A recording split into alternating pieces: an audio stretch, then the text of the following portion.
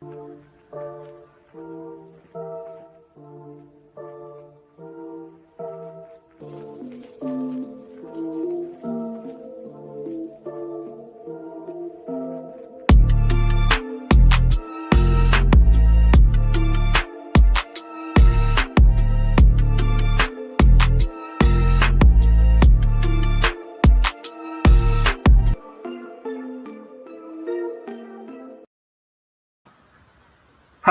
and welcome. We are live. Campbell here with Bernie again for another dive into history, his story. So hello to everyone who is here. Hibby Shake, hello. Edna, Michael, who else we got? Sketches, hello. I Heart Fairies, Edna Bell, Tommy Rogers, hello. Karen Williamson, May, Liza Nord is moderator a low-paying YouTube job. Yeah, it's very low paying. As low as she lots goes. Of thanks though. We do appreciate the volunteers. Definitely, we've both done our own amount for sure. Yeah. That's the thing. Before you even get promoted to not being paid, you have to prove yourself worthy of not being paid to do a job. So it's a well sought after job being a moderator for sure. Oh, UC. Oh, nice. UC, CU in Melbourne. Bit of a palindrome there. Awesome. Yes, Melbourne is coming. 25th. I'm actually getting on a plane in like a week. What is it? Is it Wednesday? What day is it? Tuesday. I'm getting on a plane a week tomorrow to fly to Melbourne and meet all you amazing people who are going to be there. And then, after that, we're going to continue our journey, and we are going to do Sydney, Brisbane, Perth, Adelaide, and any country centres that want us. Hello, Kylie Cortez from Perth. Yay, I'm in Perth too. And it's actually my birthday in 2 months too, so I'm thinking I might have like a bit of a meet up in the park or something. So hello to everyone. Hello, Mike Hooligan from Virginia. Nice. Victor Freeman, hello, Mad World. Headley Man, BC. Always interesting time with Burn Eye. And I don't think I've even introduced our guest properly. It is, of course, Burn Eye, Third Eye. Oh God, am I getting this right? Burn Eye, Third Eye, the science guy without the bow tie. I missed something, didn't I? What did I miss? Burn Eye, the mind's the third eye, science the guy. Mind's eye, that's it. There we go. Almost but got it. Mind's eye and the third eye. Of course, Bertie. Third Eye, Mind's Eye, sounds good. Exactly. Burn Eye, Third Eye, Mind's Eye, science guy without the bow tie. There you go. And none of that rhymes with Crypto Alchemist, so I think he's going to have to change his channel name. Crypto. I think I am going to have to change the crypto part out and just Bernard or Bernai the Alchemist, because crypto, my gosh, is it all imploding with these coordinated attacks by suspects, of course. But it is just depressing at that crypto account these days. Oh man, just glad I didn't own Celsius, because it's the latest to implode. The Luna crash, that one definitely hurt. But yeah, now it's Celsius that's about to fall. And from like reading like the market levels, I always predicted and thought that Bitcoin would never fall below 28K, just because too many institutional investors had bought in at that point, and that if it did drop below that level for more than a day, it was completely going to implode. And sure enough, it's now down to, last I checked, around 20,000, 21,000. So it's down over 16 or 17%. Are you serious? Oh yeah, it's just craters. Oh, I didn't realize. I haven't been checking. I knew it was imploding. Holy crap! It might go as low as 18 or 17,000 US because of this coordinated attack now on Celsius, and then it's got a certain amount of wrapped Bitcoin that it has to basically margin call sell if it goes below 19,000, I think it is, so that now all of these whales are trying to push and force this collapse, at which point the forced sale would drop it God knows how low, but definitely below 17,000, maybe even to 15. It's just insane. Careful. Yes. Be very careful if you're out there. Gold and silver are always good assets. But yeah, right, I mean, exactly. a lot of manipulation going on.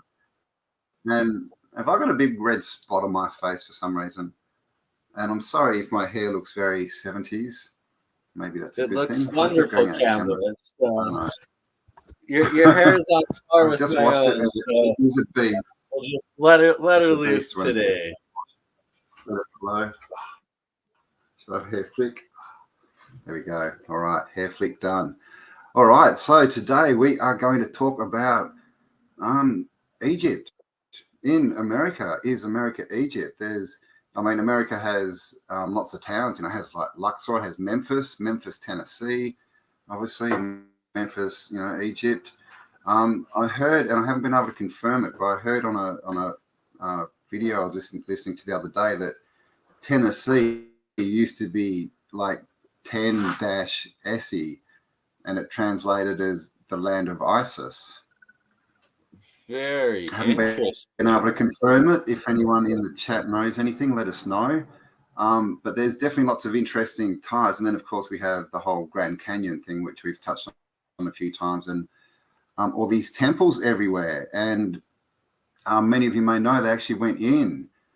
This all comes from 1909 when some explorers went in and apparently got inside some of these temples and found them full of Egyptian artifacts or Egyptian-looking artifacts. Yeah, the legendary Kincaid excavation. It was, I believe, it's called. There you go. Yes, and Kincaid I actually even found. Am I even organised? I found the actual article on it.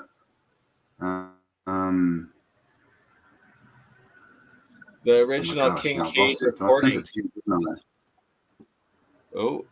Yeah. Hang on. Well, have you got anything on that you want to share? Or I've got some clips of it. I don't know how if we can read them, but... Yeah, I'll let you take the lead on sharing first with it, and then I'll load up a couple. Let me see how this goes. All right. Hello, Gilgamesh in the Bronx. Victoria. Oh, Victoria, nice. Wesley, Anna, is that Anna? Anna Sophia, I am Kairos, Brianna Lynn, Unapologetically American, Illinois, The Alchemist Lab, TW, Pyramid 7, M's Madwell, Midnight 581. Welcome all. And I think I'm at 63,000, so thank you and welcome to all the new subs. And let's get in and do some interesting stuff. All right. And congratulations on that, my friend. It's very strange, I know, right? I'm suddenly growing, and that bloody it's time. Awesome. But yeah, it's nice. It's overdue for sure. What have we got here? Blah blah blah blah. This is just summer, March 12th, 1909. They are in Yuma after a trip from Green River, Wyoming. And down here it says some interesting archaeological discoveries were unearthed. And altogether the trip was of such interest that it will be repeated. Now, that's rather boring. Explorations in the Grand Canyon. Mysteries of immense rich cavern being brought to light. That's not very good English. Oh, God, that's not easy to read, is it? Well, oh, my. It's as if they don't want us to be able to. This is apparently something that they found inside there that doesn't look... Looks Proto-Sumerian. Yeah, it does, yeah. Doesn't look Egyptian. Runic And then or we have all Sumerian? these articles in the Arizona Gazette. Now, this is in Tennessee. Oh, gosh, not the best picture either. This was built in 1990. Looks almost like the Luxor in Vegas. Oh, wow. There we go. Right on the river, too. So it's quite a nice one. And all the time they have to take the capstone off, don't they? They always put their top capstone, but it looks like this even has like a slightly flat top on it too, like a missing. Always the same. So is this some kind of stamping? Because this is in Nashville. I mean, it's not Egyptian, right? But it's a out of place architecture, that's for sure. Yeah. Not no longer Oop Hearts, it's Oop Park, I guess. Out of place architecture. Oop Park. Yeah, Oop Park. I reckon. I think we just invented a word. Oop Parks. And this is inside that. Oh wow, that's an that Oop Park for sure. These are not people. That would be cool if they were. But this thing is massive. I think what it's holding in its hand is about 8 foot. So this thing's like pretty massive. Crazy. I'd never seen that before. And like talk about remnants of lost leftover civilization and worship of an old goddess of the old world. The goddess, Isis again. Yeah, which is a goddess. And this, I'm not saying this is original or old world, but it's been put there for a reason, right? It's been done for a reason. And the other thing I was thinking of is, Isis, the feminine is obviously Eve, right? Adam and Eve. Eve is the goddess, which is evening, which is the moon. And what do you get in all these southern states? But moonshine.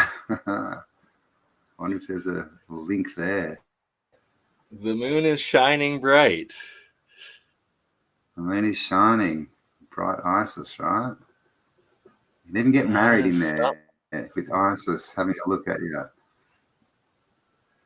But Campbell, cool. We're Exploration told of the Grand Canyon. That's a dirty word now. That's terrorists. You can't be blessed by terrorists. Oh, that's exactly right. I mean, gosh. How would you invite people to your wedding if you're like, yeah, we're going to get married in front of Isis? People would be like, dude, what? You're crazy. But they love to do that, don't they, right? They invert it, the divine feminine, and they turn it into a bunch of murdering males. So it's nice. And again, this isn't that readable. But I do have the article. I sent you the link. Do you have it there by any chance? This is the World's Fair that was in Nashville.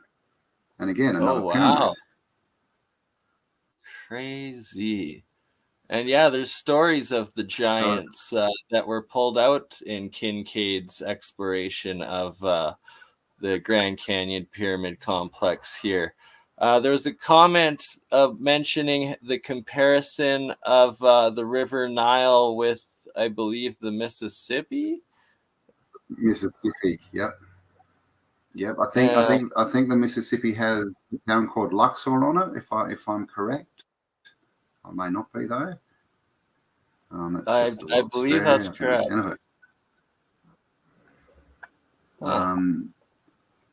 So there you go. A bit of it. I've got a couple more, but I do have the article. I would like. Let me see if I can find it. I thought I saved it in this file, but obviously I did not. We will. All right. Talk to the audience. Be interesting for a minute, Bernie. I've just got to check something out. Okay. Feel free to. Just opening a couple things to share here. All right. Come on. There we go.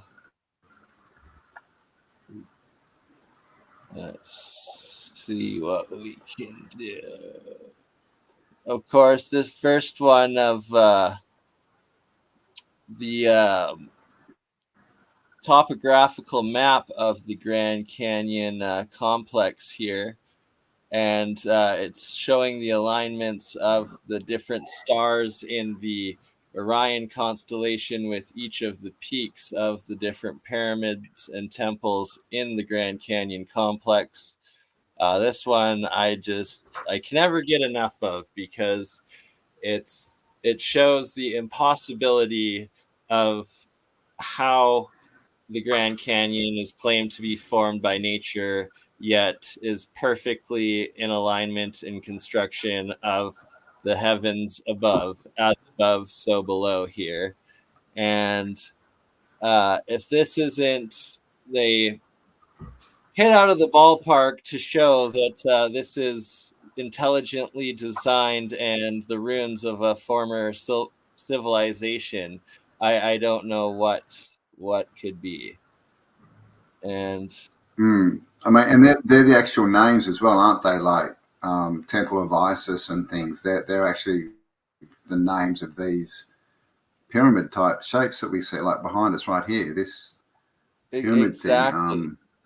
So sadly, this I can't Temple zoom of in. Isis, I have to get a better copy of this map, but it's exactly that, what you're talking about. In this one, it's labeled each one as the Temple of Set, the Temple of Ra, Isis Pyramid, Ottoman, Amphitheater. Let's see if it'll let us. Oh no, way too pixelated there. Ottoman, but yeah, the Olympus, Jupiter, I think, Temple of Jupiter, all sorts of these Eastern grand ancient civilizations, gods and demigods all have their own individual temples and pyramids within the Grand Canyon. And it's just, there's no explanation. The official explanation does not make sense whatsoever. No, I think I've got it here. Give me one sec. Where am I? Too many windows. There we are.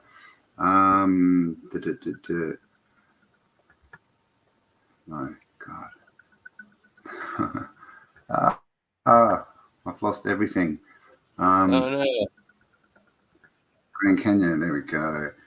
That one. Okay. So, oh my God. I got to learn to drive better. So this is the map we were just looking at. Oh, it's not that good actually, is it? It said it was 1,000. Well, bit better. It's not really, but I did find, where was it? That's for later on. That's something we'll look at in a minute. There, that one. This is a shot, and they've named. So this, literally, they're these outcroppings. Shiva temple, this, very pyramid-looking thing is Isis's temple, and the Cheops pyramid. Exactly. I mean, why? And they look so pyramidal too. Look at, it's like a band of buildings or pyramids or something around here, and even up here. I mean, it was massive, and we've seen it from above, but it looks like it's just a big. Looks like there's a big plasma strike, doesn't it? Like the whole canyon looks like it just got lit up, and that's maybe why they're looking like this. Like, look at all of those 90-degree angles. It just like it. Look at this. That looks like a statue. The official narrative of erosion by river is impossible for these 90 degrees angles and the different layers of it. It's just impossible. It looks like a man-made step pyramid. It's just that some rocks are harder than other rocks. Come on, get with the program, dude. Right, and especially like the granite and stuff that basalt and all those heavy ones that they claim, shouldn't be eroding, and that's usually what they're made of, and it's hilarious. Basically, yeah. And yeah, look at this. Definitely was a quarry. Can you see that right there? Right? Can you see that thing right there? You the see big two cave. legs and a body and a face and like a big head. Oh yeah, like And it's they're holding riddled with two things. statues. There's some high def It's ones like a I've massive seen that statue. And down the here, entire walls. doorway, So- like these step bits. and It's it's just a wonder ridiculous. why they have a no flight zone and no No traffic, flight right? zone. You're only allowed to hike in Very there much with like the some other guard places. accompanying With of the guard, yeah, right. with the guard, right? And no wonder, because probably every picture you take just destroys the narrative, and they probably have all of these giant guardians and statues and whatnot. Like, I guarantee all of those walls are probably carved of different statues and leftover grand architecture, just like everywhere else of the sacred sites around the world. I mean, it's just when you look at them, it's just kind of ridiculous. Is this the right one? Okay, let me do this. So I got you beat the me. ice Yeah, temple I've up right got that now, one.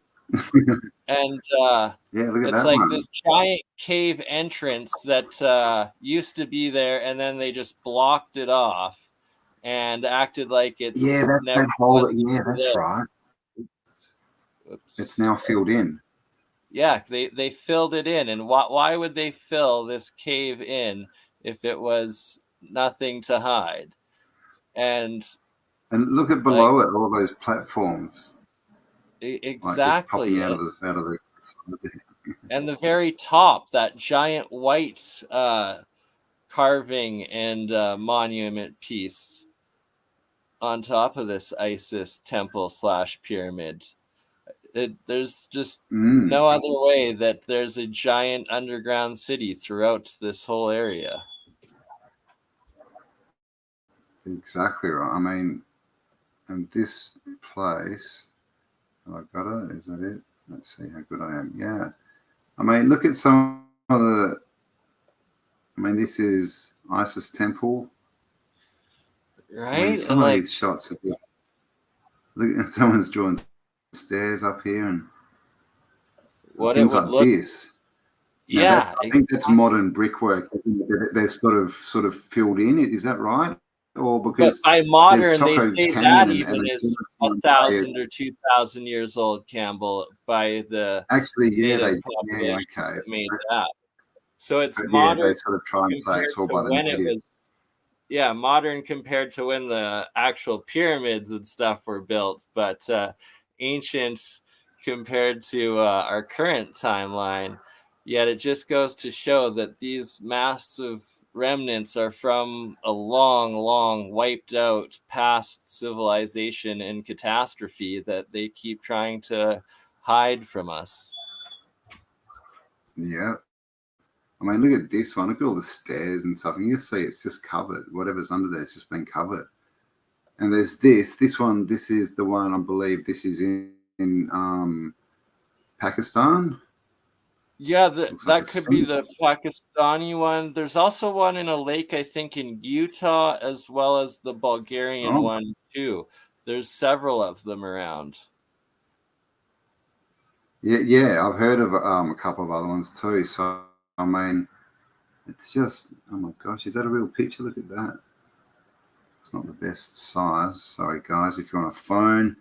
But just to sort of show you the kind of landscape that's out there in the Grand Canyon, it's all like this. It's literally all looks like old temples and, you know, pyramids and, Like, that is Egypt, I think. yeah, that's Egypt, but look at how similar they look. It's almost identical. Like, Exactly. that's Egypt, and that's the And Grand that's the Grand Canyon, Canyon. and they look like one and the same almost.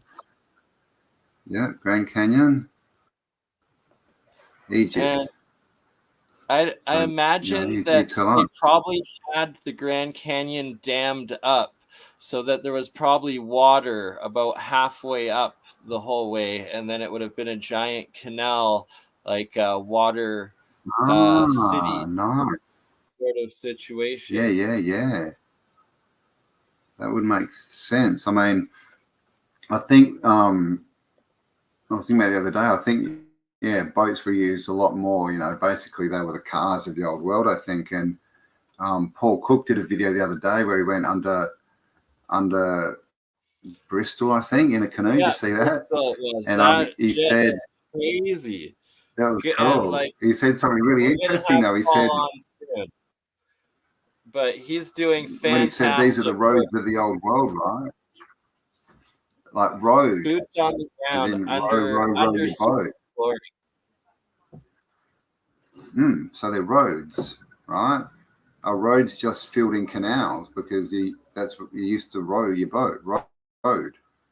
I rode down the road, you know. Very true. And because we have like islands. You have islands in the road. Else. You know, traffic flows.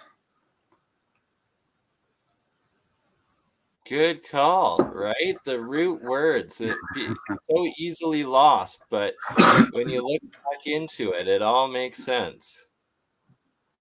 All right. So who have we got here? Jeff Blackhurst. Oh my God! Please investigate why it's like a plateau carved out. Why it is like a plateau carved out. What's that? The Grand Canyon? Because it was built. Hello, Hippie Shake. Hippie Shake. Oh. Thank you. Subscribe. That. Have you got a channel, Benny? Let us know if you do. And yes, Benny, I have. Oh gosh, I haven't started, but I'm gonna. I've got it. I've got my castor oil, and I'm gonna start putting it in my eyeballs to fix my eyesight. Apparently, there we go. Sandor Phoenix, thank you. Yes. Have any of you guys ever been to the Grand Canyon at all in the first place? No, I have not. Have you, Bernie? I have not, but Rex over at Leak Project has been there a few times lately. He's been chased out of there by helicopters. Yeah, exactly. The last time he went, they crashed his drone with some sort of anti-drone mechanism. When he was bringing it back, all of a sudden it started going haywire and smashed straight into the ground. And then Apache helicopter came up and chased them out of there. They enforced this no-fly zone exploration with Apache helicopters. Like, if that doesn't show a cover-up, I don't know what does. That's on Leak Project if you want to check that out. But yeah, he's documented all that. So, and I mean, I'll have to say as well, I did watch the Brady Bunch go to the Grand Canyon, so I do feel I'm a bit of an expert. Right. So I've got one video from the Terry Carter YouTube channel we can share if you want. He's also down in the Arizona, New Mexico, Nevada, Colorado Four Corner area. And have you seen Terry Carter's work before, Campbell? Oh, I don't think so. Thank you, Henry Brown. We appreciate you very much. And thank you to everyone who does support this channel and my work. And Bernie's, we do appreciate and love you all.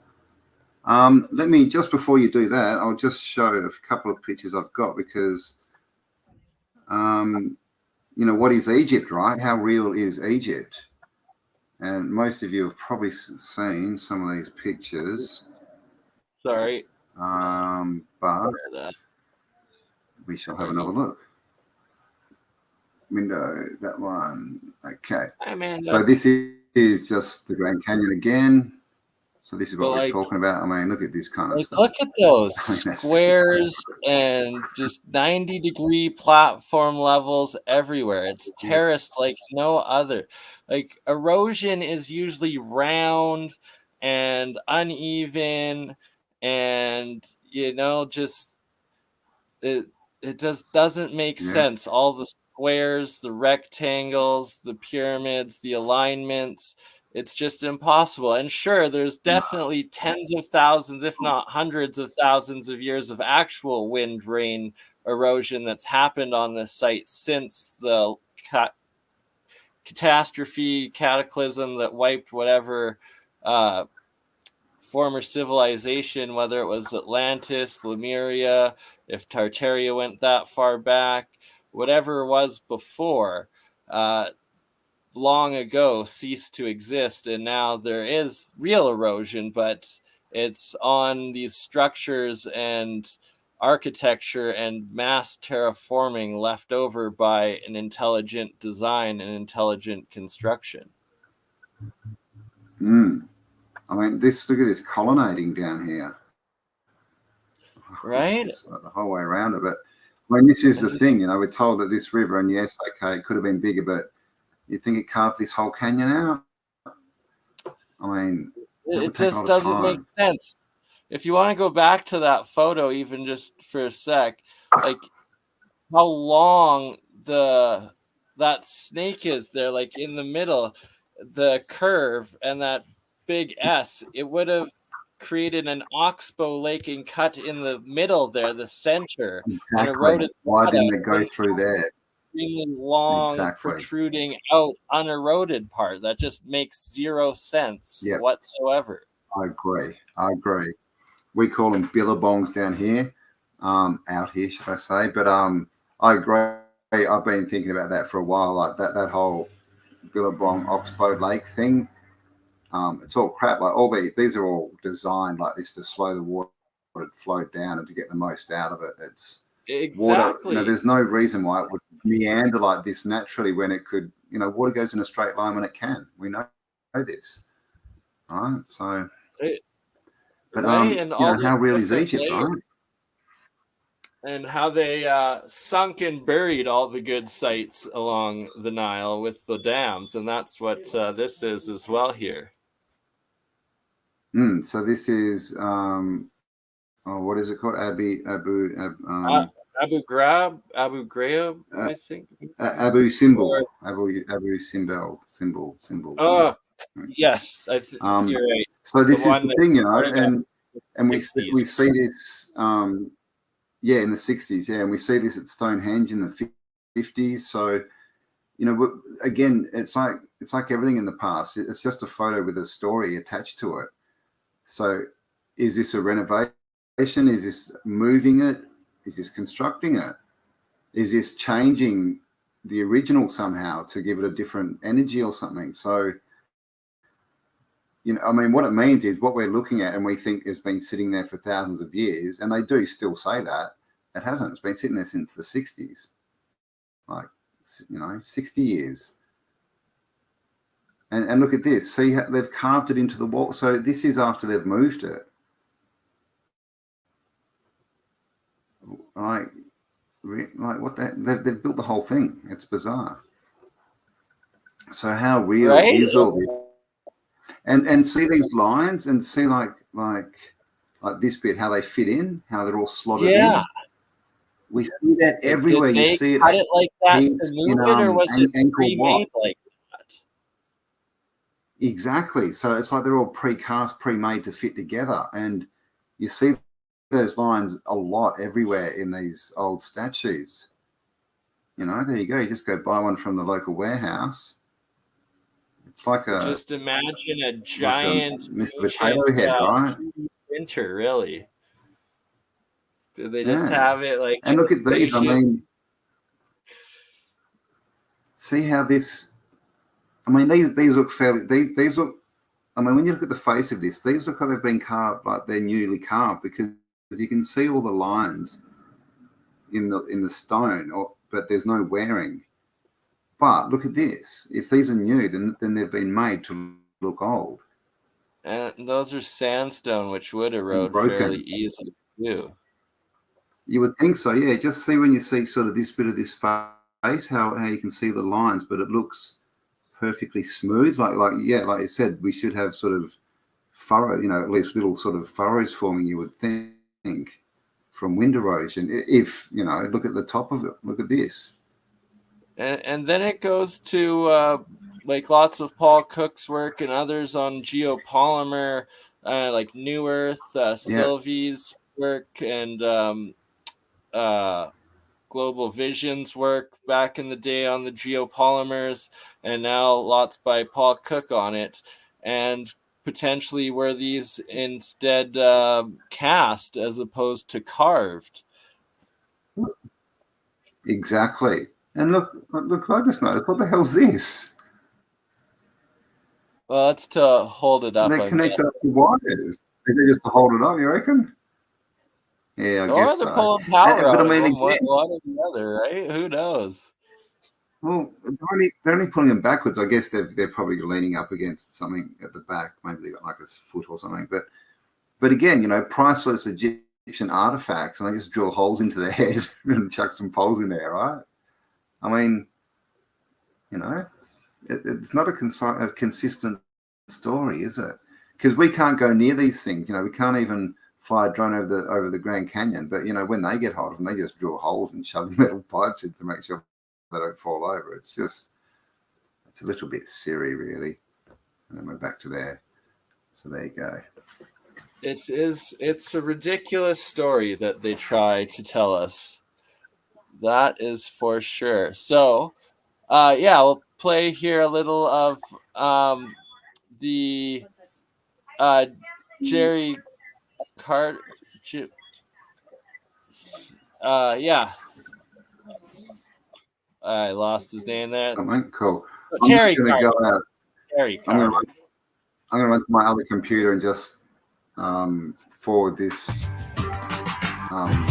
website to this computer. So I'll be back in a minute. Hey, sounds Enjoy. good. Can you change the screen size or? Yeah, I'll change it to full size. Oh, you can do that. And cool. All right. Terry Carter, he does a lot of research and boots on the ground work throughout the Midwest and Western U.S.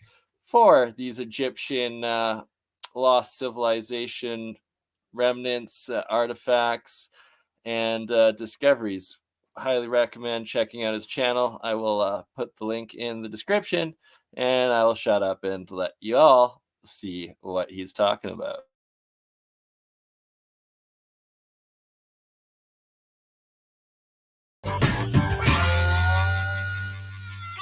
Online with me, I got Harry Hubbard, who's a wealth of knowledge on a lot of different subjects. And man, I'm excited to talk to him. And with that said, Harry, surprise me. What are we going to talk about tonight? We can take it any direction you want. The new stuff I'm working on, I watched one of my videos that was cut back in 1998 called Aliens from the Lost Tomb. And it was not recorded well. I did it in Chicago, I think June of 98. And it was real windy. Everybody there had a bad hair day. And it was not clear. A lot of it was dark, blurry. And I said, man, I've got so many more pictures now of these aliens, these spaceships, from ancient times that are carved on these stones. Because in 98, I didn't have near as many photographs of artifacts that I have now. And I said, man, I'm just going to do an addendum, because I did an addendum. So I'm going to do an addendum to that video and just show a lot more artifacts. And they'll be a lot more clear. People can enjoy them. And all of the stuff comes from right here, Southern Illinois, Marion County. And just strange animals, strange people that I don't have a clue who they are, what they are. I'm just going to put it out there and let people see it and make their own opinions. And I'm concerned because as I started doing this, I was noticing that I had just so many nice pictures of artifacts, digital and photograph. And I decided, well, I've got to do more videos of artifacts, and I'm just going to start putting them together. Elephants, people, warriors. I did an Egyptian series recently, well, about a year ago, or maybe a little over a year ago. And I did a 10-part series. I cut them up into short time spans. And so when you're I want to do more. When you're talking Egyptian, you're talking about Egyptian stuffs over here in the Americas, right? Right, yeah, and you have a big following on that. You're talking. I did a 10 video series on Egyptian artifacts found right here in Marion County. So let me stop you there. So because you do have a lot of information on your YouTube channel. So for people that want to go see that, what's your YouTube channel name? It's Harry Hubbard or Illinois Caves. You can go and see the Egyptian series. I made a playlist, and I still haven't gotten my playlist together like they should be, but you can go and see all kinds of Egyptian artifacts. And I know that this stuff that you've got videos out on now on your YouTube channel that people can go see for free. I know, man, clear back in the early 2000s, I bought that series from you. I can't remember what I paid for it, but it was so fascinating that I bought that like a 10 DVD series, or I can't even remember how many it was, but I bought that from you and I got that. And so people can see that same stuff for free on your YouTube channel. It's fascinating stuff. Well, back then, I didn't have as much information as I do now. I believe that is correct, Victoria. More stuff. I mean, this is all stuff found. Oops, sorry. Silly ads.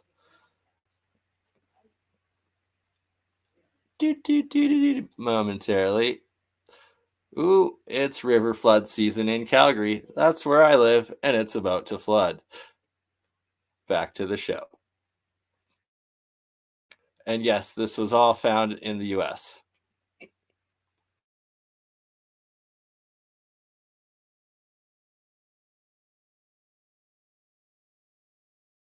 VHS tapes to DVD, and people wanted to buy them. They wanted to see more about what was going on, so I had them available. And you had purchased them. Some other people, several people in Utah purchased them, and just after a period of time, I got acclimated more to YouTube, and I put several of those DVDs online. I pretty much think I had 10 or 12 DVDs. Now there's over 100. Oh wow! Online. Now they're not all Illinois tomb / Burrows cave artifacts. I'm all over the place. I do ancient coins, currencies. I did a series called Severity of the Scarcity, which is pretty much for people who buy and stack gold and silver pieces and such, and because I'm not new at this. I was buying gold back in the early 90s. Now you get people that just started and think that they're experts at this. But I've seen the trends go up and down and all around, and so. But I still do have dozens and dozens more of artifacts from this tomb here in Marion County, and there's going to be, like I say, dozens and dozens more. I'm going to start buckling down. I said, I'm kind of taking a break from making videos and hoping to get some better gear. But I've got just so many gigs of information that I need to share with other people. And maybe somebody will come up and say, hey, man, where is this stuff? I want to buy the property. I want to get moving on this. And this is too important to sweep under the carpet.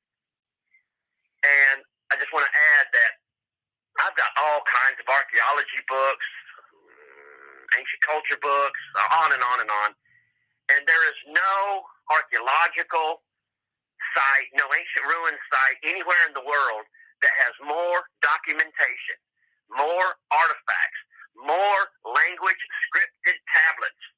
I mean, we're talking the library at Nippur, Ur, Nineveh. They pale in comparison to what was found right here, just about 4 miles from where I'm sitting.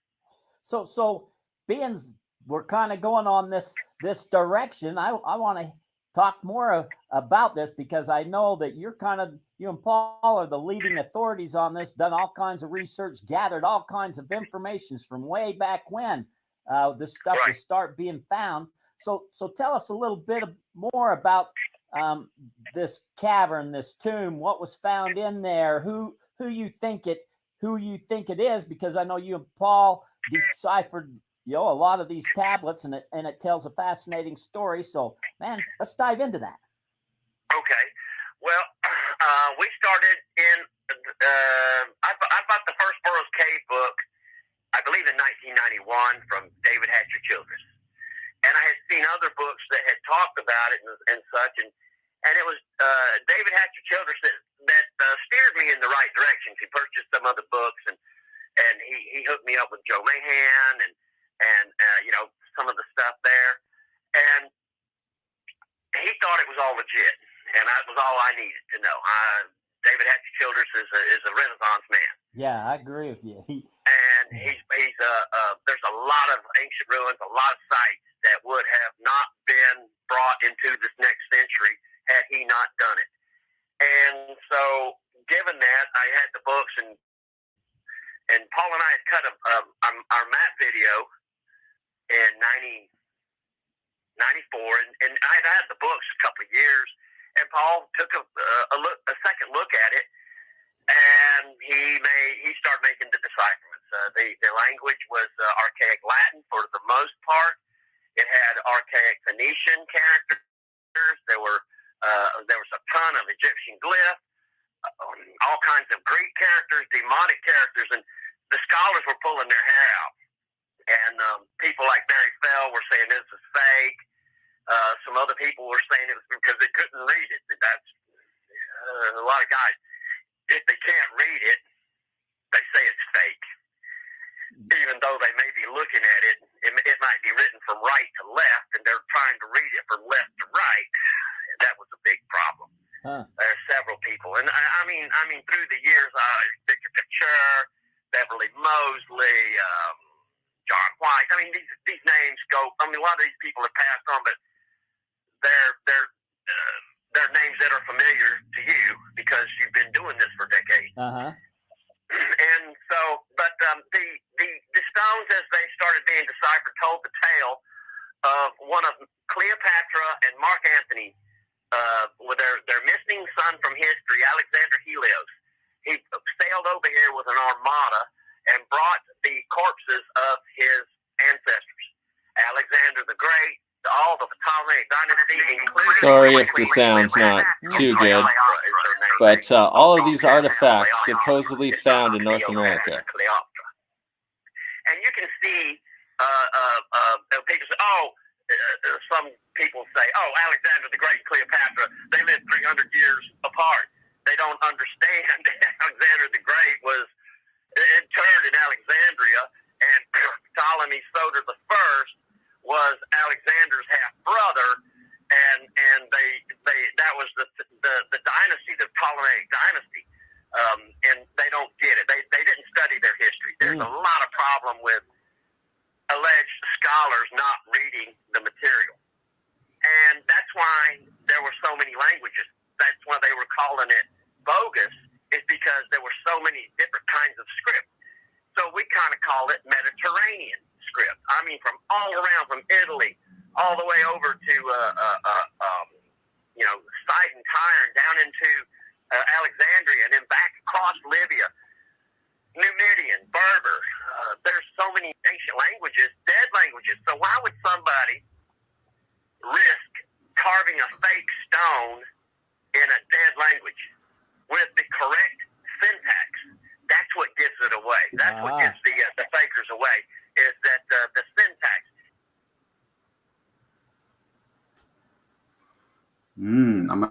I mean, why would people fake this stuff anyway? This is the thing. No one ever gets rich off this stuff. They just get called fake. And so Right? They just this get whole their story careers is all fake. destroyed.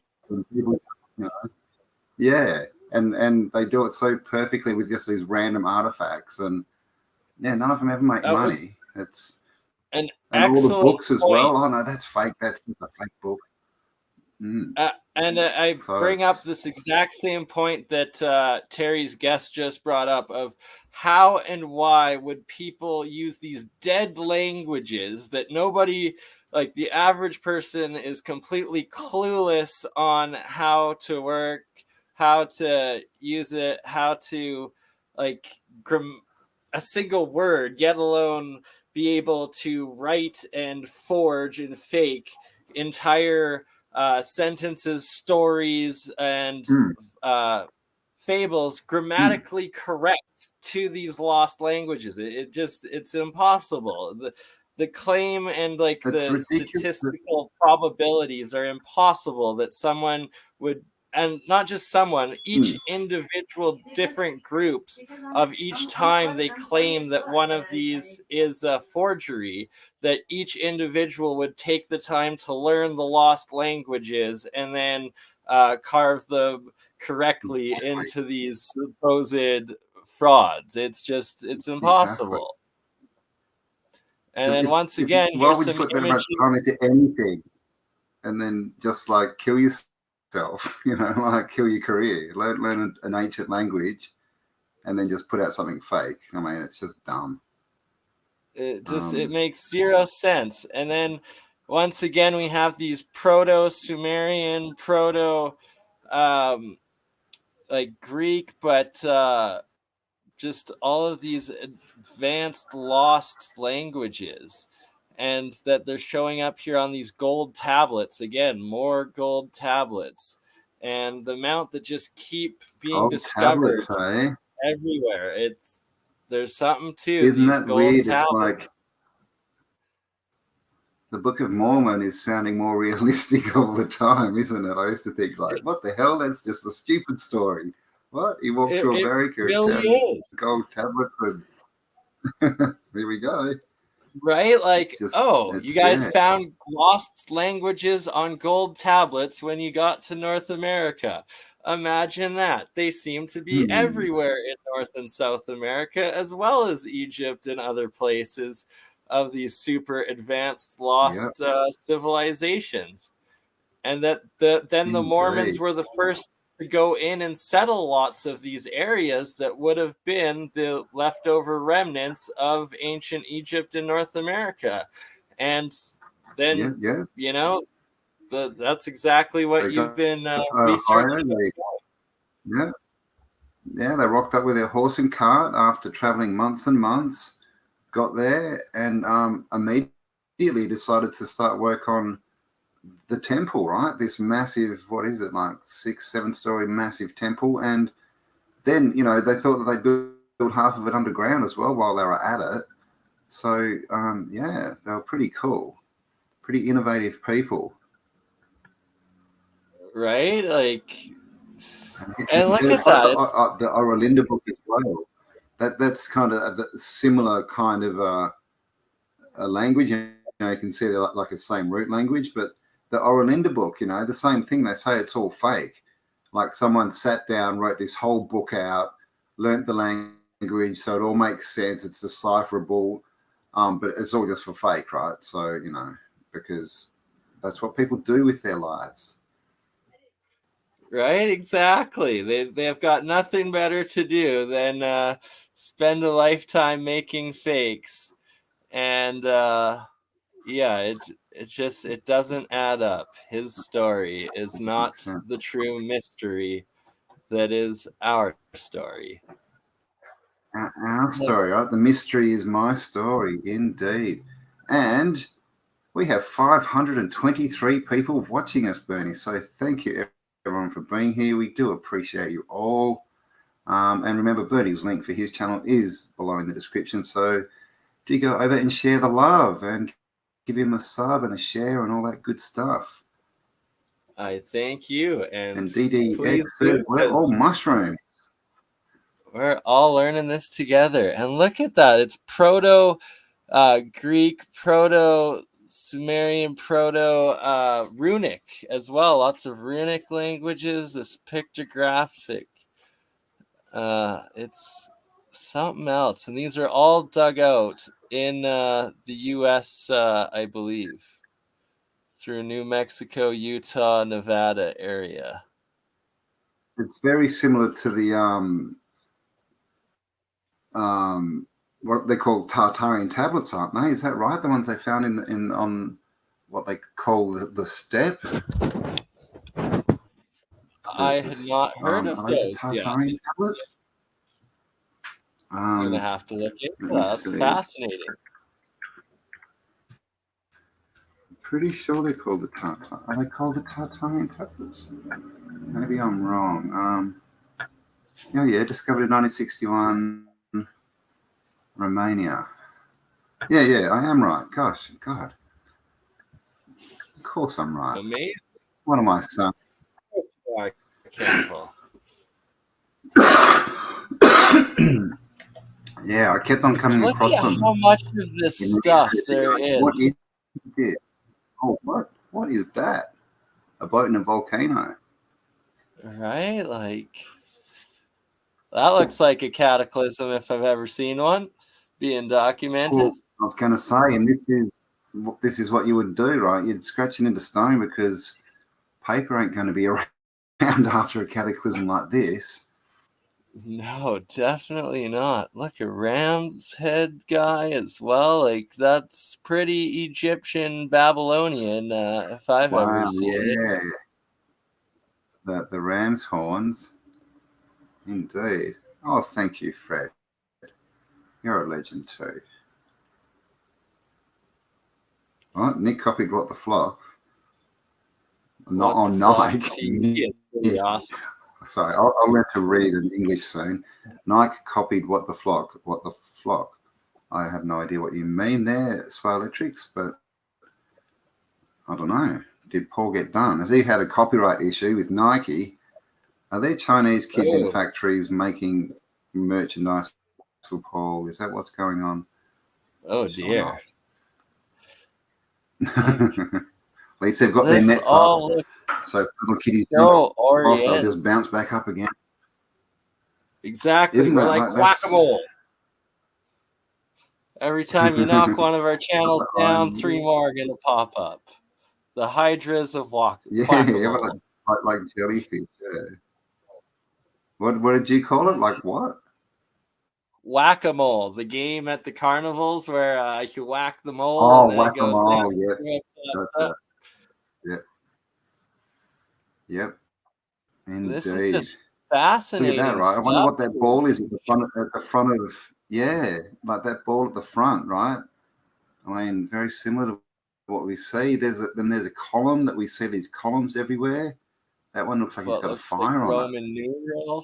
Roman numerals on it as well. Proto-Slavic, Proto-Greek. It's just fascinating. And it's like there's no way that these are all frauds and forgeries. The evidence just keeps on piling up. And these are so similar to the Teos Caves and Father Crespi's collection that we've gone over in the past. Yep. A lot of this is reminding me of a lot of those carvings and gold tablets. It is. Oh, and there you go. They can be used to activate the third eye as well. Who knew? Apparently. That's hilarious. Yeah, well, look right there. Rome, they have a whole bunch of those artifacts laid out in front of them that they've found. And clearly showing boats traveling over. And, oh, is that a crazy sea monster? Interesting in that one.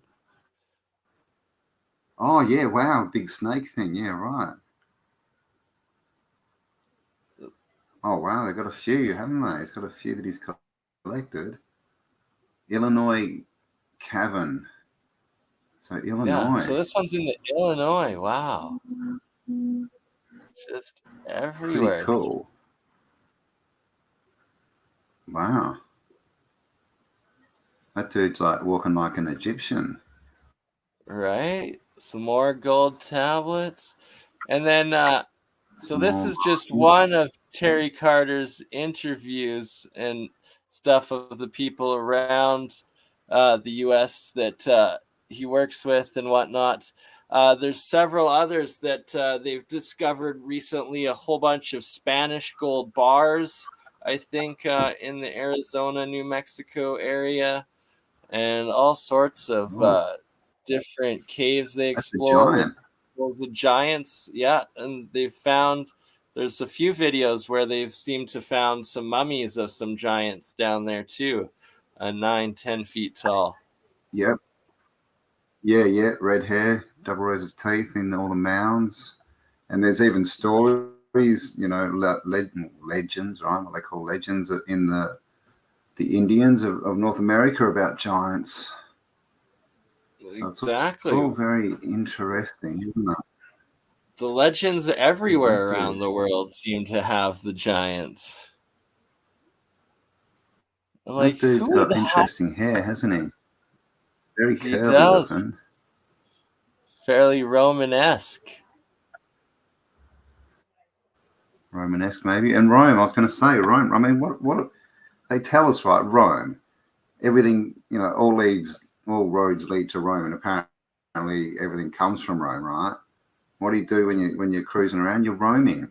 It's just they're just laughing at us. It's like Rome. It's Rome if you want to. Roam around the world. That's what I think about Rome. Yeah, when was this stuff Roman discovered? narrative. I'm not sure. Do you know when these were discovered? I am not too sure. Illinois. Let's Illinois see what caves. What are they called? Are they gold? Oh, cave tablets. Yeah, here they are. Prehistoric Birdman tablets of Illinois. In the 1970s. Is that the same one though? Birdman tablets. Yeah, I think these are more recent. Let's see if I can. Oh no, yeah, Birdman. No, that's like an ancient, Indian type thing. Here we go. There's links to this Harry Hubbard's research in the bottom of Terry's video in the descriptions here. And I guess it's Harry Hubbard's artifacts that are being shown and shared in the. Maybe drop the link for that if you got it. Maybe drop it in the chat. Yes, I will do that again right now. This is just fascinating. Like, I've never seen all of these before. They look a lot like the something stones that were also found. The Ica stones. Yeah, the Inca stones, the ones with the dinosaurs and stuff on them. Ica or Ica. You got it. You see. Yeah. Ica, I see. Ica. They look very similar to those as well. And this is the thing, right? These ooparts, right? Not the oop arcs, but the ooparts. They were talking about them back in the 90s. Who was it? Cremo, Michael Cremo. Yeah. And he had quite a lot. But now when we look around, they're multiplying, man. Like, they're multiplying. And they all seem to have the same kind of look and feel to them. Like they're from a common ancestry or, civilization or whatever. And a lot of them are look a bit biblical too, don't they? It's interesting. But I mean, the Bible, the Bible also tells us of, gods and different beasties and genetic engineering and giants. So, it could explain a lot. Right. And once again, going back to the Mormon story, right? Oh, is that Anubis over top of a grave right there? Yeah, doesn't it? It looks very much like an Anubis, like a jackal. Over like a skeleton, right? Sitting on top of a grave. And of course, there's the theory that the Sphinx was actually Anubis. It used to actually have Anubis's head. I've seen people. That. There's a couple. Done a lot of research looks like that's the case. Mm. And oh wow, those look like those Sumerian thingies that Michael Tellinger goes into a lot. Some sort of sound resonating technology or device. The sound stones or whatever they are. Which is another thing, right? Like we have the story of Michael Tellinger's one, then we've got the story of Nassim Haramein had one in his pocket and shut a plane down. Then we have the story of when we Kelly and I interviewed the Strongs from Australia, and they've got these stones as well, and they say that some people can't even go near them and can't hold them. So again, we've got these similar, ooparts, right? These unexplained artifacts, but they're from all around the realm, and they're all similar. So right? How it's many clear that, you know, it's his how many story. similarities of the exact same artifacts trying to be claimed and passed off as forgeries do you need around the world before it starts to be like, hey, look at this, it's real Maybe this evidence is the showing truth. over and over and over and over again that the official narrative And in history is bullshit, and it there's is, just and that's no a other good way point with around it. Troy. Humanity's been here for Troy. tens Remember, of Troy used thousands, to be a hundreds of legend. thousands, if not millions of years. Oh, look at that thing. Is that like an old cannonball or pod or like, oh man, It looks that's like one of crazy. those flying cannonballs from like Mario or something, doesn't Mario. it? You know, the Yeah, ones like that the bite. bullets It's from like, Mario World. Totally. yeah, it's just bizarre. But I mean, definitely. I mean, wonder what kind of stone they are as well. Another volcano. Yeah. And is Look that at how what's up the many of top the there? volcanoes showing. Is that the star set Looks across like in the runic, sky? Is that the start of plasma? almost also looks like a lot of ancient alchemy symbols in there as Yeah, well. yeah. Like the spiral and the circle with the dot in it, the A on its side, like. And this is the thing, you know, what did language used to be? You know, we think that language is, you know, we have these words that are made up of letters and that, but that doesn't necessarily mean that's what it used to be. They may have had less use for, you know, letters, because look on your computer now. We have all these, you know, icons, right? You know, for the white F and the blue square and the G with the little compass, the little Masonic skirt on it, and they mean a lot of stuff, just like these symbols. So that square doesn't necessarily, it's not like the square means A or even means TV. It could mean a crap load of stuff. 1,000 different meanings within. Look at that. That is a Roman-esque, Mayan-esque warrior right there. Look at that nose. That's right? a Roman nose if I ever saw one. Roman nose on a Roman helmet. Spartan, yep. Spartan. All right, 570 of you watching, guys. Share this out. Let's see if we can hit 600. All right. Thank you all for being here. We love you all. While the world gets crazy and implodes on itself and people start eating the civilization, we're going to sit here and look at how strange and funny it is, because that's what we do. And how to build a new one. It's all an illusion. Like, exactly. That's what we're doing. We're breaking down the illusion.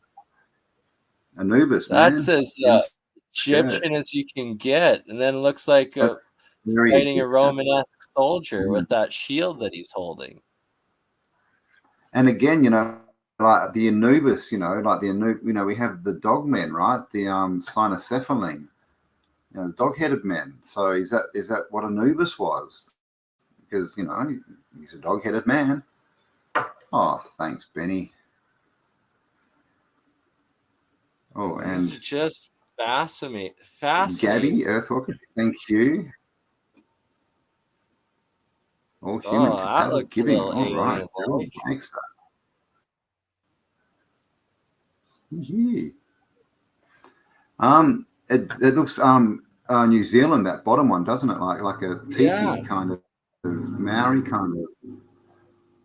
Totally. And look how big it is. It's only what? 2.5 centimeters, or is that inches maybe? It's probably inches. So 2.5 inches. I mean, still, that's pretty small. That's to be carved that well. Right? It's like, is that Mayan or Roman? You can't even. Yeah, looks more Roman and this than is it the does. thing, right?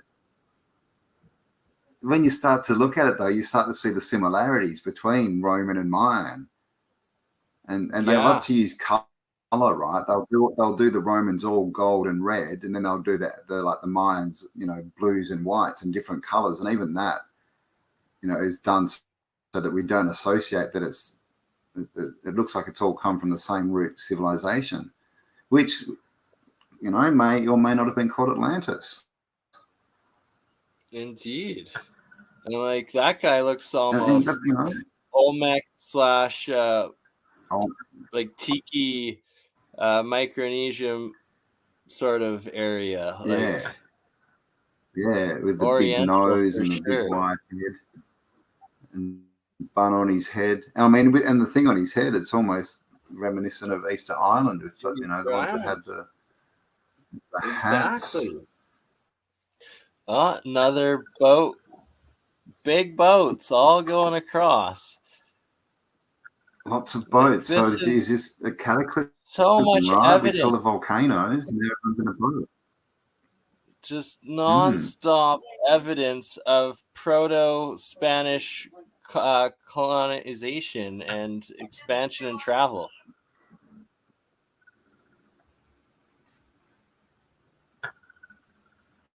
And of course, we've seen the old maps of the US from the 1500s, just completely covered in towns and cities. I mean, that looks like a tiki. That looks straight out of New Zealand. Total culture. tiki. 100%. Even how the feet and the hands are, the position of them that he's carved into, right? Yep. It's perfect. And then the other thing is that they're almost identical to the Hawaiian ones. So I think they're called tikis there, aren't they? Are they called tikis in Hawaii?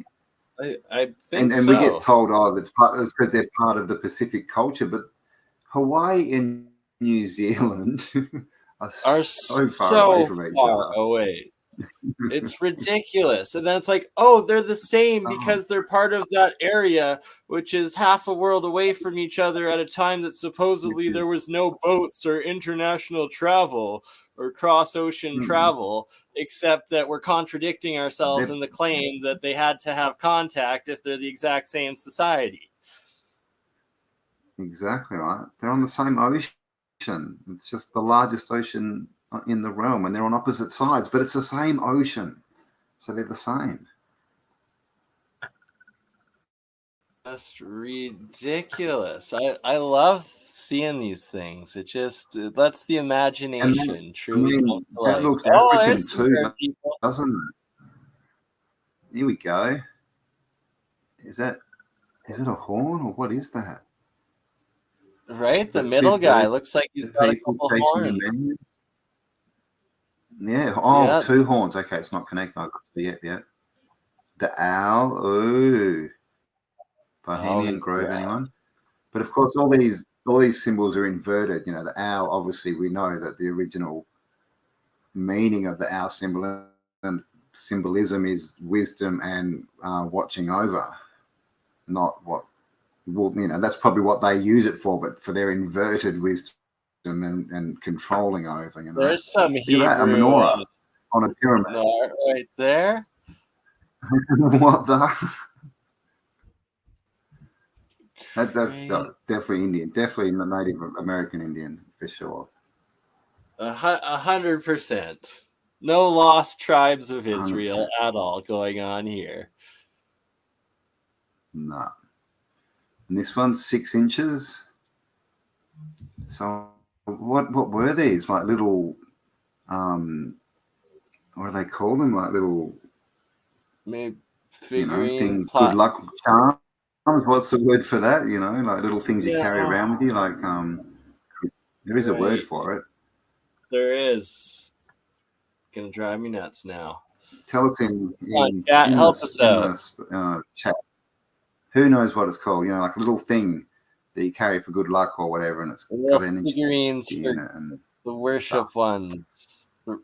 The Romans supposedly had them a lot, right? Oh, it's sure. Yes. I mean, I think all cultures, did. And a lot of these things that we get told are just toys, kids' toys and that, like little figurines and that, they're probably a lot more than that. Trinket. Fetish. I don't think they're called fetishes. Maybe they were. I don't know. Charm, like a charm, but that's not kind of the word I was thinking of. But that's definitely along the right lines. Talisman. That's very close. Talisman. I think it's Talisman, isn't it? Talisman. That's pretty close. It is Talisman. Yeah. So that kind of thing. Talisman, totem, yeah, charm, all that kind of stuff. All right. Not token. Tokens, come on, guys. Token's a character from South Park. Don't put him in your pocket. Oh, that's funny. Look at these languages too. Like, there's just so many of them. Oh, we got the Hebrew star in there and this carving. Like, there's just no way And what's people above would it? take See to that? forge. You got the star in the middle, and then above it, there's a circle with, the 4 points on it. And that star seems to be, it's got lines above it and below it, and then there's stuff below that. I mean, what's that trying to tell us? All right. And this is the Which thing, right? realm? Because this is the only reason that they would hide this and say that they're fake is they don't want us to interpret what the message is. Yep, exactly. And if it's deemed a fake, you don't need to bother deciphering what the story is of what the past was, because it's all fake. Don't worry about it. No, of course, they tell us the story. So all you have to worry about is his story. Don't never worry about the mystery, because it's not like the mystery is my story, right, or your story. That's where weirdos live. It's mysterious. Oh, don't look underground. and I think while we're live, I think we need to get 2 more subscribers, and then I'll be. I've gone backwards again. Oh my God! Bloody hell, YouTube! Right? I was at 63,000 this morning, and now I'm at 62,300. What? Like, Oh my what God! It's insane. YouTube, you suck. You suck. I thought it was actually starting to work normally a bit, but of course, can't have just YouTube, 1,000 unsubscribed like that. I just lost since this morning like 800 subs. Oh my God. That's crazy. All right, guys, we need to go out, get you out there. You need to recruit 800 more people. We've got 15 minutes. Oh, gee, that guy's got a big snake. Oh, wow. There's a That's, devil if I've ever seen one. Well, that's Pan. Pan with the goat legs. And then the horns and that's Pan. And holding his snake. Nothing's sexual there at all. And that isn't being it? in But North isn't America, it interesting that how old is that? Because that look of the face, we see that look in cartoons and movies today. Don't we? Right? That same exact kind of look when they're showing demons and bad people and stuff. So there's something to all this. That's fascinating, right? Like, how does that same facial expression, that same demon entity survive through time for so long in so many cultures around the world, other than there must be something to it? Something to it, and people have seen that being. Oh, look at this. That looks like an Aztec and Mayan guy, but with the snake. Is that a snake coming off the top of his headband, though? Yeah, it is. It's like a mix, isn't it? A mix of Egyptian and Mayan almost. It is. And then Proto-Slavic looking language on the left-hand side of it there. Oh, yeah, okay. Down there, yeah. And those lines, those etching lines, you see that a lot. I wonder what they are. I wonder if that's... Yeah. I mean, it could just that be a border. could be a language in itself, too. Quite a bit. It could be some kind of maths or something. Or a language. Yeah. Map of the ley lines, possibly. Who knows? And I mean, math's another one, right? Like, they've got us believing that 0 exists. 600. Doesn't. Welcome all. Thank you, and blessed be to nice. 600. Joining us. Thank you, everyone. Thanks for being here. Yes. We appreciate and love you all. All right. Maybe at the end we'll have to take a few questions from our lovely audience, Bernie. Absolutely. Check out. That looks like a map, doesn't it?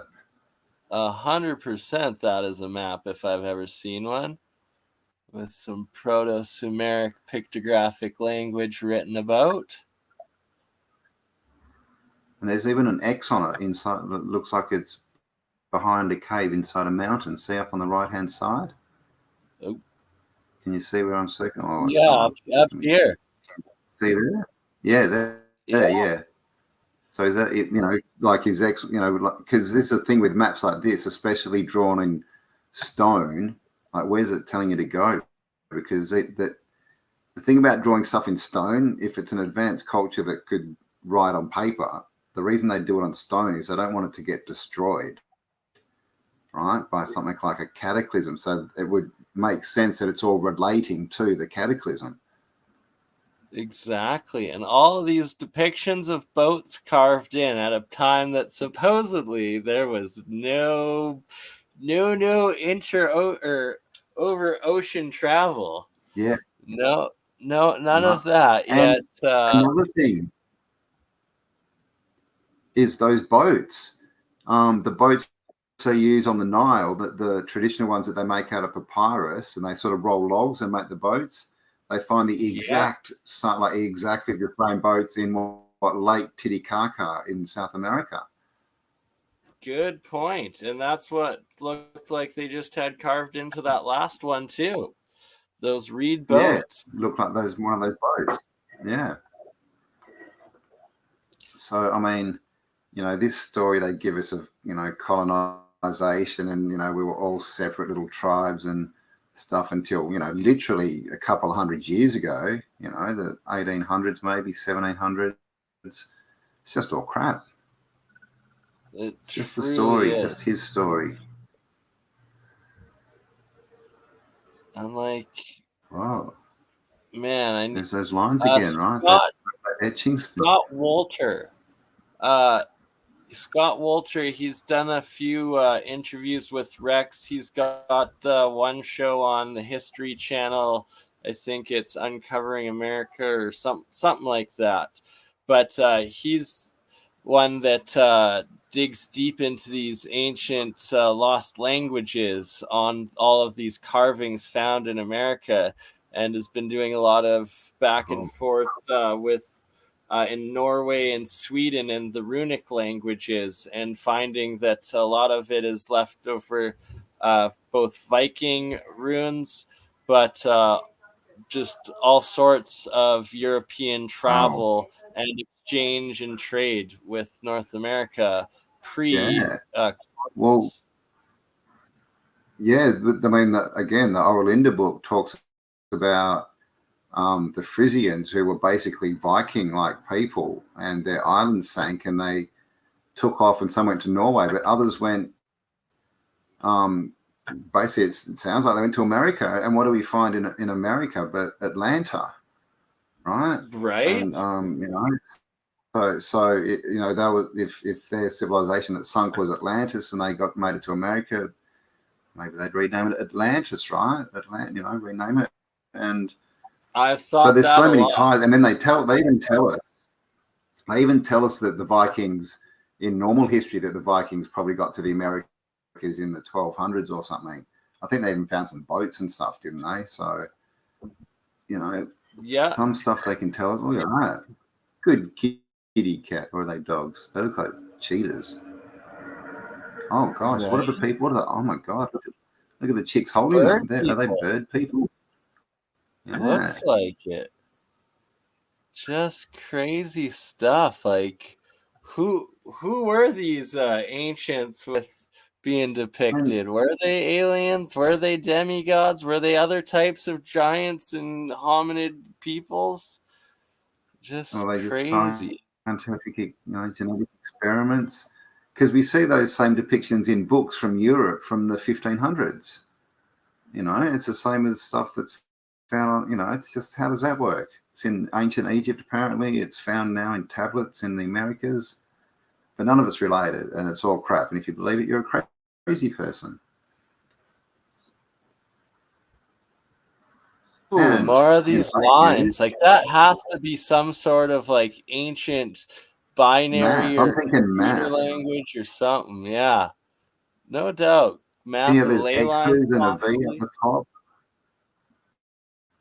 Like, just the way it's, some are above the line and some are through it and some are straight and some are angled. It looks like it could be some kind of system of counting. 100%. Some sort of Oh, okay, that's a intelligent face. I see. Nice. Oh, is that looks like in a helmet? Yeah. Looks like Yeah. it's supposed to be in a knight's helmet, sort of thing. Yeah, right. There we go. More of those More of lines. these What do they mean? lines. Just fascinating. So that could be saying something. Like, I can't wait for there to be an algorithm or AI algorithm that works on interpreting and deciphering these ancient languages that you can then scan these old artifacts into, and it be able to Exactly. identify And the you would think language and what it says.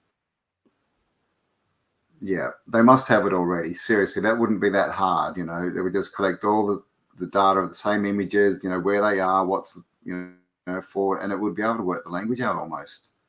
Right? Like, so I agree with you. They probably had that something like that invented in the 80s. Like, it's got to be perfected now. I agree.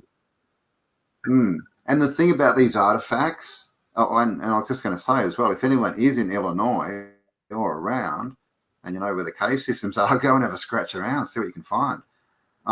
But so much of this stuff is already in personal collections of, like, the uber rich.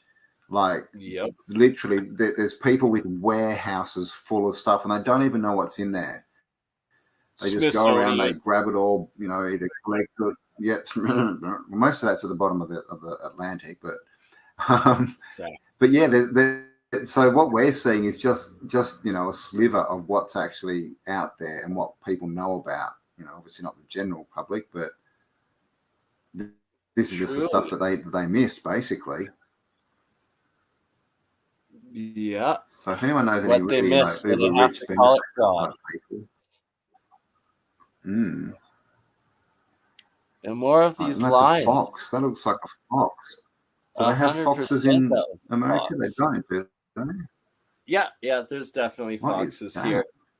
But there was that gold elephant that was before in the coin a couple images ago that there weren't elephants here supposedly since the mastodons and the mammoths pre-Younger Dryas, pre-cataclysms. So that's some good evidence. Elephants seem to be everywhere in the old world.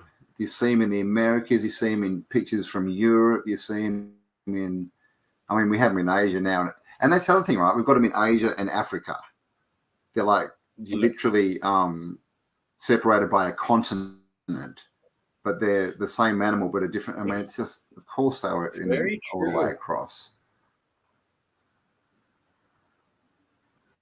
Yeah, just look at crazy. This stuff. Like, so this is what they've found. There must be heaps out there. Yeah, there's just so many of them. It's like maybe it was like a refuge point, during a cataclysm, and they were all sitting in there going, "Crap, let's just start trying to write the story down." Oh, look at that! That looks like a necklace for a giant. Right? Fascinating stuff. And look at the bottom. Is that like a thunderbird down the bottom? Right. Which is like very, very similar to the A, right? The Arcadian god, in the ring with the wings that sort of like looks Sumerian. Is it Akkadian? Is that what it is? Akkadian? I think so. I think it is, yeah. Just fascinating stuff. And there we go. Some more gold birds. Some actual gold. What's that coin? I wish I had a better view of that. Or is that just for sizing, maybe? Might just be the show size reference. Yeah, okay. It's just for size, yeah. Wow. So then not very big, so that something like they look like they have to be cast, right? Oh my God, you found a That couple is a of them. lot of gold. Wow, that's a lot of gold. Holy dooly!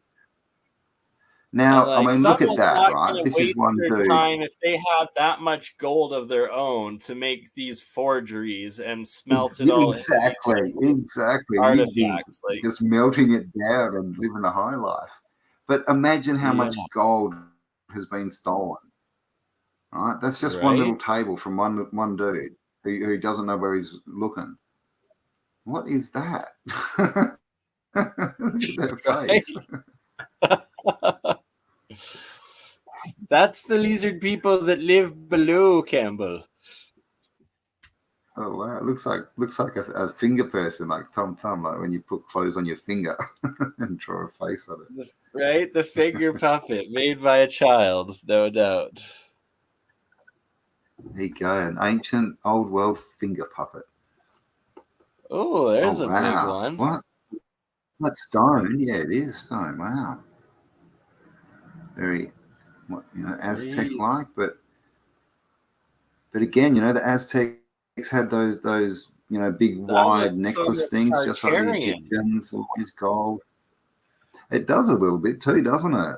Looks like he had a bit of it. Looks like. Oh, that's very Egyptian. That one. That one. Oh yeah. But yeah, this past one. God, I've never seen these, man. I want to go to these caves. Right? What the hell? We need to talk to this dude. What's his name? We should get him on the show. We should indeed. I will. Oh, his media pages. Here we go. I will open it. I got him on Twitter. We got him on Twitter. Oh, he's even got a YouTube. Oh, look at that. All right, we're on to you, buddy. We're coming. We're on to you, Harry. You're coming on the show. He's coming on. Get him to flash his wares at us.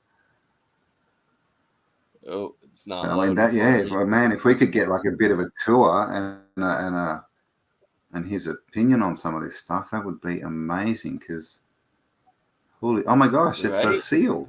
A seal. It's a seal. A seal in Illinois. In Illinois, which that's landlocked, is it? Illinois? I think it is. I believe so. Not near the ocean, is it? It might be connected to one of the Great Lakes, but I'm not sure. I think it's landlocked. There's not seals in the Great Lakes, are there? Seals are just from the ocean. Seals in the Great Lakes. No, wouldn't have thought so. Oh, very Toltec. Olmec. Indeed. With a big star on his head. 2, 4, 6, 8-sided star. And star symbol. How often have we seen these stars and the star symbolism and all this stuff? And of course, what do they have in Hollywood, which is of course holly, the tree they make magic wands from? They got the Hollywood. What's it called? The Walk of Fame. The stars in the ground, right? That we call them stars. Why do we call them stars? Good question. And again, what is a star? Because who's ever looked up in the sky and gone, oh, that looks like a 5 or 6 pointed shape, that white round thing. No one looks up in the sky and sees a star like we're told stars are shaped. That's like a made up symbol that's been imprinted so that we think that's what a star looks like. Definitely. Right? Like the shape of a star that we draw does not look like what you see in the sky, whether it's with the naked eye, binoculars, or a telescope. It is not at all.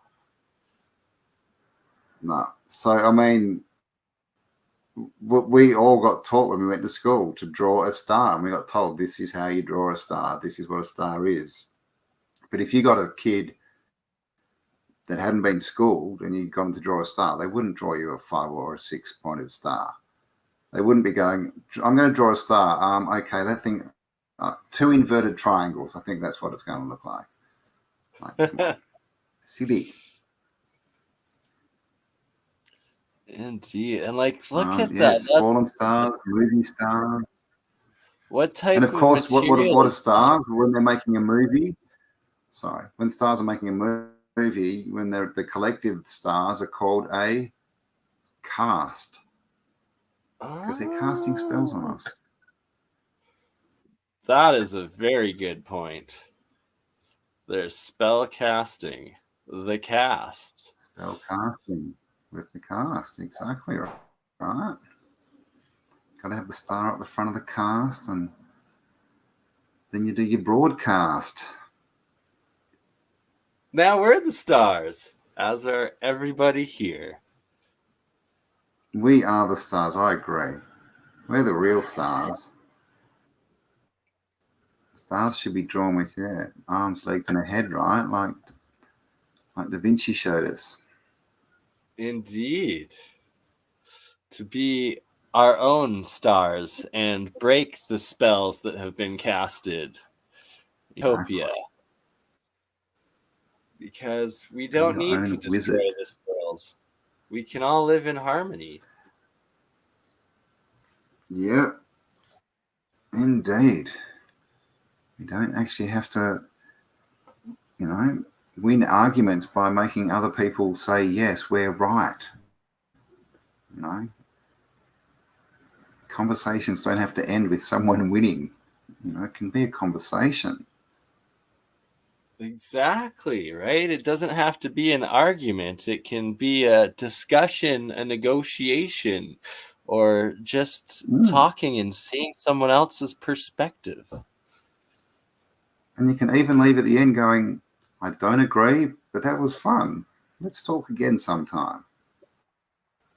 You don't actually have to hate someone because they don't agree with you.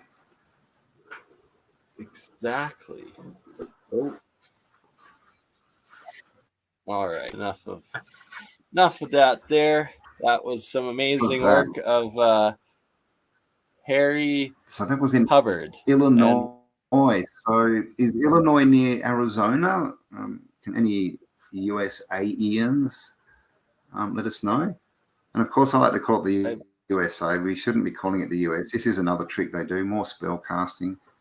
The US is a corporation. The USA is, a federation of people. Like, that's what it's supposed to be. But this is what you notice that they've just been dropping that A off for the last 20 years. Now the A doesn't. No.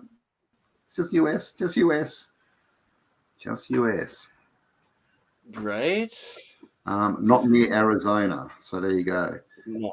So Illinois, not near Arizona. So we've got Arizona, we've got Illinois, we've got Mexico, we've got, Peru, South America, all the same stuff. And then we've got Egypt and Mesopotamia and the Middle East. It just doesn't make there's a big sense. story out there. It does not make sense. Now, I think I opened up. Hang on, let me see. I might have one more thing to share. Yes. Let me see. Bless everybody so I found it. And watching, because you all are what makes this happen. And thank you. You are. It would be very boring if we were sitting here talking to ourselves. It just wouldn't be as much fun. So thank you all for tuning in. We do appreciate you all. And this is what I was looking for before. This is the triannual magazine of the Grand Canyon Historical Society. So this is basically all about this article, and this is done by David Hatteras Childress, which is a great name to say. Who has done a lot. He's done very good work. Yeah, he does some really good research, and he's done probably the most research into this. What we're told is like a story, right? This event in 1909. So I'll link this up, but basically he goes in. I won't read it all because, as you can see, it's quite long. But he goes into the whole, what happened, what was put in the newspapers, and blah blah blah. So I'll link that for you guys because it's a bit long to read. I'll whack that in the chat. And just supporting. I'm not sure if he's still on YouTube. He definitely used to be on YouTube, David Hatteras Childress, so you might find him, but he's definitely got videos out there too if you want to check him out. He's a good researcher. Absolutely. Oh my gosh, look at this I head. believe the Contact in the Desert conference series, he does a lot of good presentations with. Yeah. Yeah. Is that the same one that Nassim was on? Is that like that first long sort of speech? Is that from?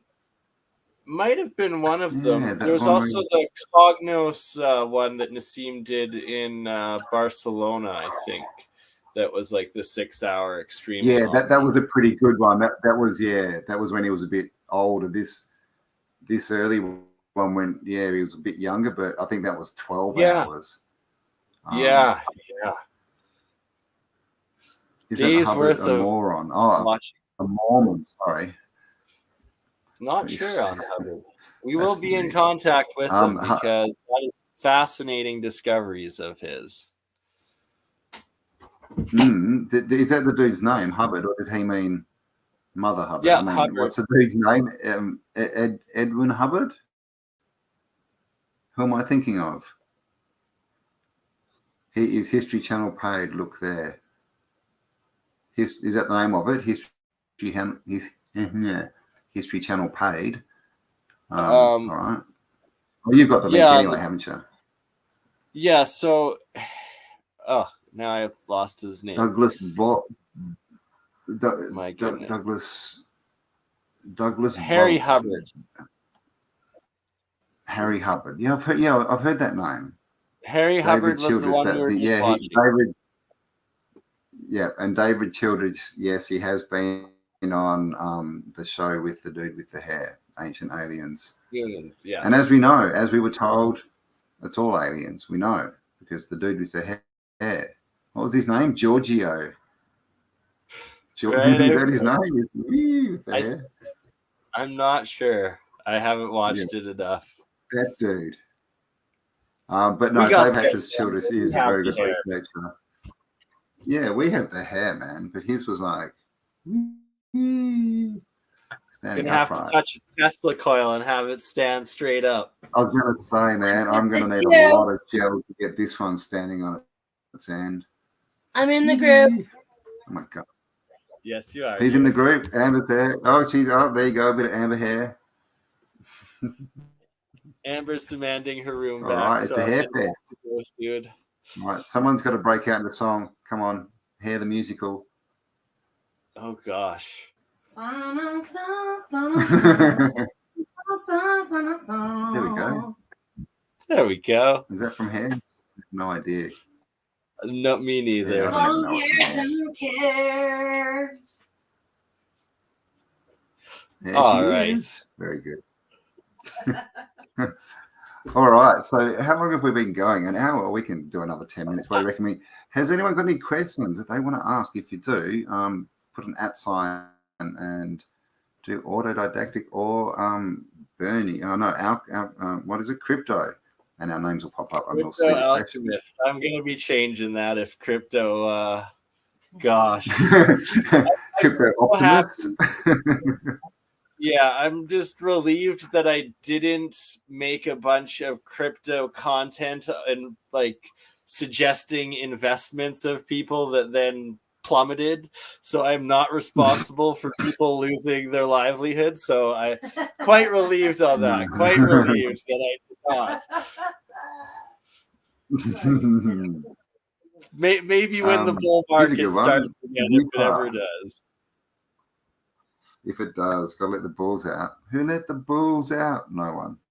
They're still locked up. I'm a bear, right? I believe bear Utah could be Judah.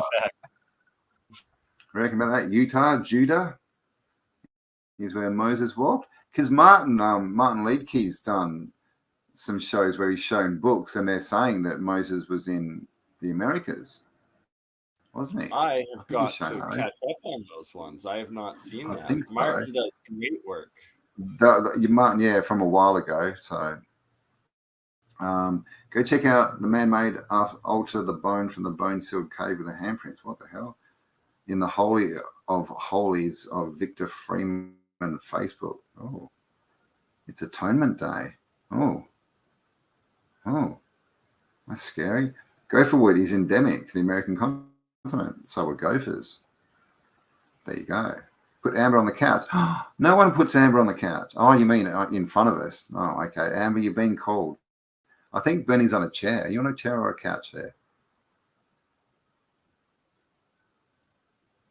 I'm actually on the dog bed because I'm in trouble on the dog bed.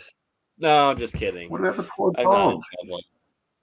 I'm just Dude. at the lovely Amber's house. Listen, I gave some Dog's extra right. nice pillows for him to Sit down be on like the floor. kind of comfortable. All right. What's as long this? as I'm not feeding him from a bowl, a tin bowl, then we're good. Thank you, Omar. All right, so don't start cocking your leg and peeing on the wall then, Bernie. No. Omar, thank you very much. G'day from Adelaide. Adelaide, thank you for tuning in. And we will be coming, or Kelly and I will be coming to Adelaide soonish, hopefully this year, for an event. And if you haven't heard, we are on in Melbourne in exactly, oh my God, 11 days. Holy 11 snapples. days. I really need to get my... I'm excited for you. Well, you gals, I should say, guy and gals. That's an epic Australian adventure. Well, that's the good thing. I'm going to be there with two girls who can talk a lot. So if I get stuck for words, I'll just shut up and they'll talk. There we go. Queensland, do you realise there are two ziggurats out there? Ipswich. No. We hear a lot about what's it called? The pyramid in Gympie. But no, Ipswich, no. He means Ipswich. He's missed an S there. Ipswich, no. I'll have to have a look. Yeah. Let us know Isn't where. Google Earth from amazing? Oz. Everything that's now being exposed. It is. I've got some stuff too that someone sent me. I don't have their name around me. I'm working on two computers at the moment, which makes it very hard. Like I've got two computers. Very hard to change between computers. You get to one and then half your info's on the other one. It's like, wrong stuff. But I have a portable hard drive, which is making it pretty easy. I just put everything on that. Here we go. Australian language was found in North America. Really? What, did they find a stone with "G'day, mate" written on it? That's awesome. What do you mean? Obviously, you mean like some of the native languages, which are also connected to Slavic. Is that right?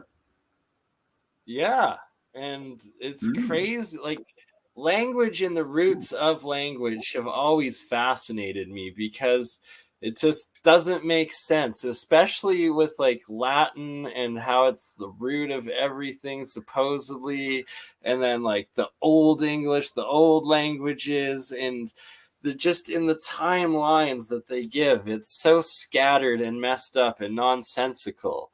And all of these new ancient parts coming out really put a plug in it. Yeah. We definitely will be coming to Bris Vegas as well, JJ, and maybe regionals like maybe the Sunshine Coast if we can get enough people, or Northern Coast, New South Wales. Let us know. Once we get our first one done and the second one, then we'll be professionals. The Ark landed in Arkansas. Interesting. And what I find interesting is actually it's not Arkansas, right? It's Arkansas. But how come Kansas is not Kansas then? Tell me that one, USAians. Arkansas and Kansas. I mean, what's going on there? The USSA. USSA, yes. I mean, it's fast becoming the USSA, unfortunately. I'm back in the USSA. You don't know that, right? You're going to have to re-record that song. Indeed. Hello, Jethro Harmon. How are you? Back in the USSA, where gas is $10 a gallon. Back in the USSA. US. We're here to stay because we can't drive anyway because gas is too expensive to pay. There you go, little song. Singing our woes of expensive gas prices. Hopefully, by the end of the summer, we'll have figured out some financing, some grants. I'm applying for the government for my HHO studies and hydrogen gas production and research. So, with any luck, I also met someone that has the rights, the copyrights for the patent, for a high temperature engine that's able to handle hydrogen fuel and that you're able to put into a car and use to run off of hydrogen gas. So I'm going to be booking him for a talk on my channel in the coming month as well. Look, he's here. Awesome. So hopefully that means it can be put into a bus as well. Let's not be vehicleist here. And CM, yes, I definitely want to see your maps that US is Israel, Egypt, and Assyria. Send them through. You can send them through on the Tartaria Australia email or on what's it called, Telegram. Links are below. Well, yes, please. I love those ancient maps because it just shows a complete different story. Or go to Bernie's channel and you'll find his email in the about section. I don't have mine there because I just can't get to my emails, but I am trying to get someone to look after my emails, and I will get it up again. But send it to Bernie, then we'll find it. Wesley, I'm free to help anywhere in Australia. Awesome. What was that? I'll make sure to include it in our next episode next week. Indeed. And yeah, guys, if you've got anything on this, kind of topic that you want to share, that you want on the live show, then go to Bernie's channel. You must subscribe, and then you'll find his email in the about section, and you can send it across, and we shall peruse it live on air. 100%, and we will have Olaf the Sverker in the next couple of weeks, as well as Paul Cook on finally again. And if people want to see our first interview with Paul Cook, head over to Autodidactic 2 and scroll down in the videos, and there is one up there of the three of us. There is. Yeah. I'd almost forgotten about that. Paul relaxing on the couch. As well as several with Michelle Gibson, too, that are some good classics of ours. I think it was. Getting her on hopefully again soon, too. Yeah.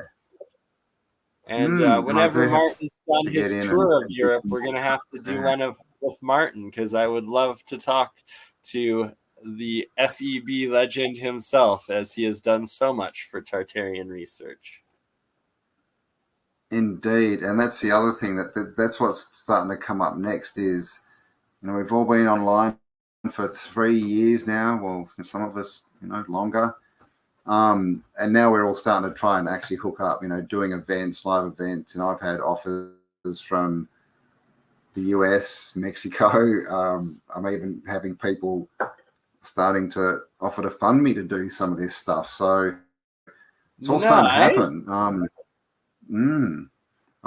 Yeah, I mean, still in talks with people, but while I'm in Melbourne, as a little scoop, Kelly and I will be doing our first little paid gig, our first paid video with Tartarian content. And yeah, so we'll keep you updated on that and let you know where it's going to be found. But it's all, and that's, this is what all the creators want, right? We just want funding so that we can focus on what we want rather than having to worry about money or having a second job or any of this kind of crap. So if there's any rich benefactors out there, please reach out, get in contact and give us your money so that we can do what we like to do. Good thing. We will do good stuff with your money. We shall do good stuff with it. And we guarantee good karma. Put it towards wars and blowing up people, but instead building and discovering and educating. Indeed. And I've just noticed we're streaming on Facebook too. So hello to everyone who is on Facebook and of course everyone who's on YouTube as well. All right, so we're coming up to 2 hours. So thank you all for being here. You got anything else you want to add there, Mr. Crypto Alchemist? Crypto Optimist? Be very careful in the crypto market right now because she's getting. The time to buy altcoins just on the chance that they might go up, it's gone. Don't do that anymore. That South Park episode. And she's gone. But if you do have crypto, probably just hang on to it. Yeah, well, convert it into one of the bigger cryptos and then hang on to it. Good time to buy Bitcoin because eventually it will go manipulation. It is manipulation, but this is not financial advice. This is just opinion, and we do encourage that everyone does their own research. Absolutely, because if you just listen to others, you're gonna get screwed. Exactly. We all need to be autodidactic, because if we're not, the only choice we have left is to listen to what other people say and believe it. And as we can see, most of them are wrong. So I would say a bit of each, bit of fiat, bit of crypto, bit of gold, bit of metals, and some veggies out the back.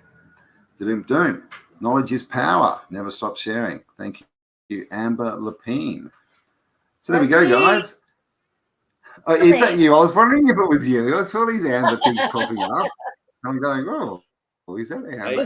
My partner supports. She's lovely. She's long hair, don't care. On the phone. Oh, look at that. So Amber and the dog get the bed. Bernie gets the dog's bed. What's going on there? It's his bed now. Yeah, he owns the bed now. Yeah, I'm in the dog bed. You got robbed, mate. She's the real celebrity. The dog owns the bed. Yeah. What did you say earlier, mate? To get kicked out, kicked into the dog's bed? No, I told him he had as long as he wanted. That's further than the cow.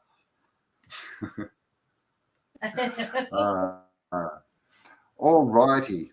So there we go. Thank you all for joining us. Hope you enjoyed that one. Like I said, you'll find Bernie's details below. Go across, have a look at his work, give him a subscribe, send him emails if you've got interesting stuff. I should be back up Thursday. We should have something, hopefully, for Tartaria Australia. But we'll see. I think I'm trying to organise stuff. We're very busy at the moment, so I'll be around. Feel free to harass me while poor Cambell is struggling to get over to the other side of the continent and put on one epic show. Wants to work for free. Are tickets still available? Let me know. Or are you all sold out? Tickets, as far as I know, there's still a few left. We were over 300 sold, and we had a cap at 350. So if you do want them, jump in quick. But yeah, we'll see what happens. But like we said, we'll be doing other ones as well. And next time we're going to do a 2-day, I think, because it's just not enough time, man. Not enough time. But it's all happening. And then hopefully early next year sometime, I might even get to Canada and we can do the great Canadian event. Yes, it would be all about Tartaria. Yeah, we got a place for you to stay here, Absolutely, Kid Cambell. We do. And I would love to tour. We've got several places to explore where I know there's pyramids that we can discover, and so much more in the Badlands. Of course. Don't go there. It's bad. Nothing to see here, guys. Nothing to see. No plasma catastrophe. Nothing here at all. Ancient civilization. No. Nothing to see here. Yeah. All right. I think we're waffling. I'll do a stream from Drumheller, Alberta here sometime this summer and take my drone out because I guarantee there's these pyramidal shaped mounds that have alternating layers of charcoal that are about a foot deep, and they're about every 3rd foot, and then different layers of colored sand between them. So they are identical to the mounds of the Midwest U.S., and they look like they are aligned to the cardinal points. And this is in Drumheller, where there's all of the dinosaur bones. It's world famous for the Royal Tyrrell Museum of Dinosaurs that they followed there. And these are remnants of dragons from not so long ago, especially if they're being dug out in the same layers that are these pyramids that could be man-made. And I personally experienced what was either a thunderbird or a pterodactyl that flew over me at 3:30 in the morning. There, it was at least a what's it called? Thunderbird. The Or a dragon. I mean, yeah, it was. No, this is a thing. We're told dragons are fake, right? And don't exist. It was giant. It was Dragons 3:30 in the exist, morning. It flew over. I had a laser pointer. I was at my friend's place in Drumheller. I got it. Amber was there as a witness. Like, I was like scared when I came in and she came out. And, like, my hair was standing up on the back of my head. I felt like I was being hunted like prey. And I got the laser beam on it. And it was like several hundred feet up, and like it just over top. 2 other adults saw the exact same thing. Yeah, Full-grown adults. It was nuts. So it was crazy. Dragons don't exist apparently, but pterodactyls do, which happen to be flying reptiles. I live in Dragons Calgary, Alberta, Canada. Calgary, it was a Decepticon, a Deceptor. Rock on. All right. All right. Well, thank you for joining us again, Bernie. We'll be back next. I'll be here on Tuesday. I'm leaving. Is that right? Yeah, I'm leaving Wednesday. So, yeah, we'll be back next Tuesday. And then the week after, we'll probably miss. Well, who knows? We might do You'll be doing live from your Melbourne. event. Maybe we can do it live from my hotel room or somewhere random in Melbourne, the exhibition centre. We'll see how it goes. That would be awesome. But yes, we will be back. So love you all. Thank you, Bernie. Thank you, Amber, for your input. Have an awesome night. And thank you, Campbell. And thank you, everybody, for tuning in. Shout out, homie. You're down. All right, cheers, guys. We'll see you all on the next upload. Bye for now. Love you all.